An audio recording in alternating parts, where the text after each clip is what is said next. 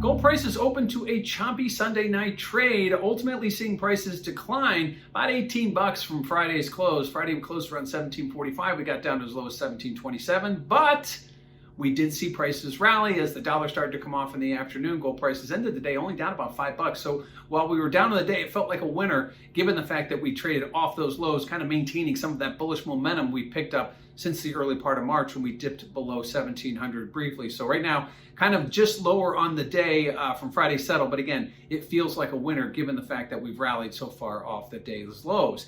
And if you look at the volatility index, check out that CVOL index over at cmegroup.com. You can notice that volatility has been very directional with prices. We see prices go down, we see volatility go down, we see prices rise, we see volatility start to uptick. Now, this is the case today. It was more of a sideways trade, given we spent much of the session trying to recover prices. But given the fact that we haven't really seen a move out of this recent trend of higher prices since the beginning of March, trading with the trend obviously leads to lower volatility, at least in the short run. So keep an eye on that CVOL index to get a signal as to whether or not volatility is starting to move one way or the other. But again, it has been very price directional. Lastly, let's look at the positioning. Now, speculators have been exiting their longs for the last few months, given the price action we've seen. We've seen gold prices move steadily lower throughout 2021.